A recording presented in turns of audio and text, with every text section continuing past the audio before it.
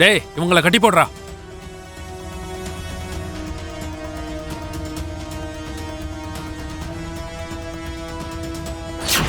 அப்போ இதெல்லாம் பண்ணது அந்த ஜெகதீஷ் தானா? ஆமா டாட். அவன் உன் மேல கொலை முயற்சி பண்ணி தப்பிச்சு சுத்திக்கிட்டு இருக்கான். அவனை நிரந்தரமா ஜெயில போடுற வரைக்கும் அவன் திருந்த மாட்டான். எஸ் டாட். அவன் நம்ம கிட்ட இருந்து தப்பிக்கவே முடியாது. கண்டிப்பா மாட்டுவான். நினைச்சேன். என்னடா இன்னும் இந்த மாதிரி எதையும் சொல்லலையேன்னு நினைச்சேன், சொல்லிட்டேன். யாருக்காவது உதவி செய்யணும்னு நினைச்சா பண உதவி செய்யலாம். இப்படி உயிரை பணைய வைக்க கூடாது. அப்படி இல்ல சித்தி. தேவயானி ஆண்டி சொல்றது உண்மைதானே மித்ரா? கொஞ்சம் கவனக்குறைவு ஏற்பட்டிருந்தா என்ன ஆயிருக்கும்?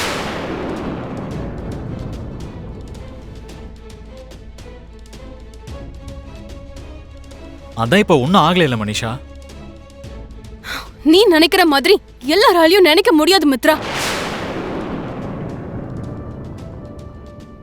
இந்த மாதிரிலாம் ஏதாவது நடக்கும்னு பயந்துதான் நான் உன்னை போகவே வேண்டாம்னு சொன்ன மித்ரா. உன்னை தடுக்கிறதுக்கு முயற்சி பண்ண. அப்படியே நீ என் பேச்ச கேட்கல. இப்ப பாரு, உன்னோட உயிருக்கும் ஆபத்து ஏற்பட்டிருக்கு. எனக்கு முன்னாடியே தெரியும்க்கா இந்த மாதிரி ஏதாவது நடக்கும்னு. என்ன சொல்றேன்னா, மித்ரா பக்கத்திலேயே நிக்கிறாளே லக்ஷ்மி, அவ பக்கத்துல இருந்தாலே பயங்கர ஆபத்து வரும்னு மறுபடியும் ப்ரூவ் ஆயிடுச்சு.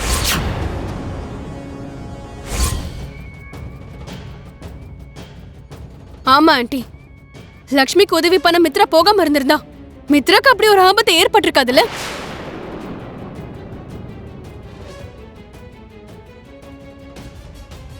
மனிஷா ப்ளீஸ், தேவையில்லாம சின்ன விஷயத்த நீ பெருசாக்குற. இது ஒண்ணு சின்ன விஷயம் இல்ல மித்ரா.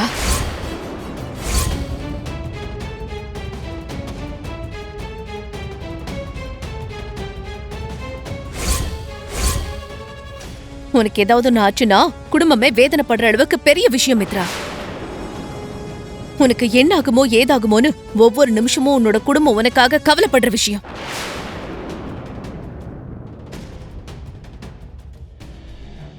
மித்ராவை சொல்லி என்ன பிரயோஜனம்க்கா? இந்த மாதிரி பிரச்சனையை கொண்டு வந்து இவன் தலையில கட்டி விட்டது லக்ஷ்மி தானே.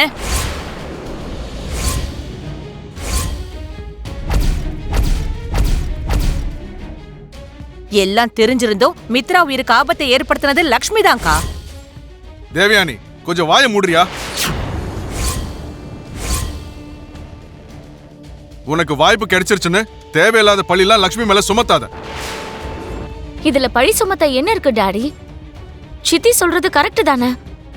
லக்ஷ்மி தங்கச்சி ஆபத்துல மாட்டாம இருந்திருந்தா அண்ணனுக்கு இப்படி ஒரு நிலைமை ஏற்பட்டிருக்குமா? லக்ஷ்மிக்காக உதவி செய்ய போகாம இருந்திருந்தா இப்படி அண்ணனோட உயிருக்கு ஆபத்து ஏற்பட்டிருக்குமா? இது எல்லாத்துக்கும் இவதான் காரணம்.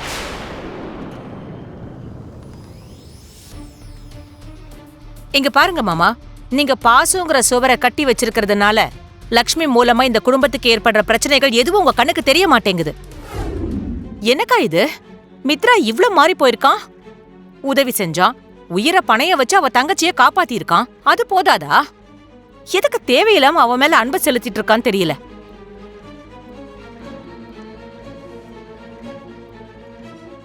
இதையே சாக்கா வச்சுக்கிட்டு லக்ஷ்மி இங்கேயே இருக்க பிளான் பண்ணுவாக்கா? அவ வீசுற வலையில எங்க நம்ம மித்ரா விழுந்துடுவானோன்னு எனக்கு பயமா இருக்குக்கா.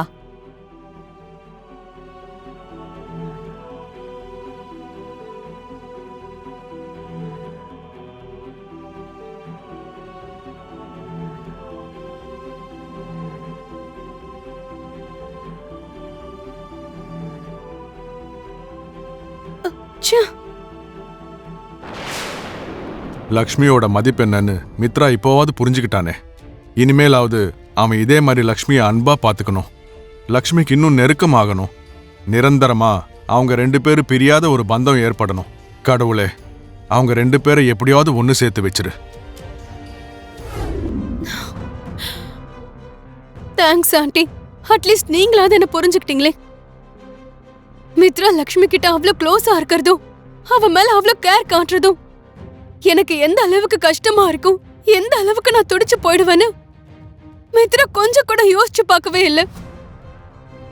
உடைஞ்சு போன என்னோட இதயத்துல அவனோட பெயர் தான் இருக்கன்னு மித்ரா எப்பதான் புரிஞ்சுக்க போறானோ? அண்ணா கிட்ட திடீர்னு எப்படி இப்படி ஒரு மாற்றம்? எனக்கும் ஒன்னும் புரியல சித்தி. அண்ணா லக்ஷ்மி கிட்ட அவ்வளவு நெருக்கமா இருக்கிறது எனக்கும் சுத்தமா பிடிக்கல. ஆமா ஹன்சிகா, நானும் அதை கவனிச்சுட்டு தான் இருக்கேன். மேக்னெட் இழுக்கிற இழுப்புக்கு இரும்பு நகர மாதிரி லக்ஷ்மி ஏதாவது ஒரு சின்ன நல்லது பண்ணா போதும், உடனே மித்ராவுக்கு லக்ஷ்மி மேல ஒரு நல்ல அபிப்பிராயம் வருது. அவளும் அதை அட்வான்டேஜா எடுத்துக்கிறா. அது எப்படி ஆண்டி? லக்ஷ்மி வேண்டான்னு சொல்லியும் மித்ரா திரும்ப எப்படி அவ பின்னாடி போவான்? லக்ஷ்மி வேண்டான்னு சொன்னதுக்கு அப்புறமும் அண்ணன் ஏன் அவ பின்னாடி போறான்னு தெரியல. இது மித்ரா தப்பு கிடையாது, எல்லாம் அந்த லக்ஷ்மியோட வேலை. மித்ராவை வேண்டான்னு நினைச்சா மறுபடியும் அவன் எனக்கு வேணும்னு தான் பக்கம் இழுக்க பாக்குறா. நம்ம கண்டுபிடிக்க முடியாதபடி லக்ஷ்மி ஏதோ பிளான் பண்ணிக்கிட்டு இருக்கா. ஷாலு, ஆ, உங்க அப்பா எங்க? இங்கதான் எங்கேயாவது இருப்பாருமா. அம்மா, ஜெகதீஷ் ஏதாவது ஃபோன் பண்ணானா? லக்ஷ்மி வேணும், லக்ஷ்மியோட சொத்து வேணும்னு பிடிவாதமா உட்கார்ந்திருக்கான்ல. இப்ப அது கிடைக்கிற வரைக்கும் சும்மா இருக்க மாட்டான்டி. 10 லட்சத்தையும் நமக்கு கொடுக்க மாட்டான். அப்படின்னா இப்ப என்ன பண்றதுமா? நேரா அவன் கிட்ட போய் பேசின மாதிரி நமக்கு சேர வேண்டியதை வாங்கிட்டு வந்துடுறேன். என்னது, நீ அங்க போறியா? ஆமாண்டி, இதுக்கு மேலயும் லேட் பண்ணா வரப்போற அந்த மகாலட்சுமி அங்கிருந்து அப்படியே போயிடும். அதாண்டி நானே போய் பணத்தை வாங்கிட்டு வந்துடலான்னு முடிவு பண்ணிட்டேன்.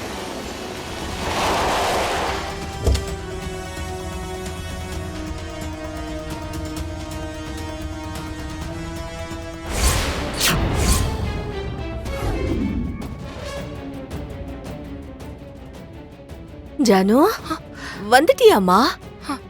என்ன அதுக்குள்ள வந்துட்ட? ஆமா, நீ எப்படிமா வந்த? என்னடி இப்படி கேக்குற? அவ வீட்டுக்கு வந்ததே பிடிக்காத மாதிரி. அதாங்க, பதட்டத்துல என்ன பேசுறதுன்னு தெரியாம ஏதேதோ பேசிக்கிட்டு இருக்க.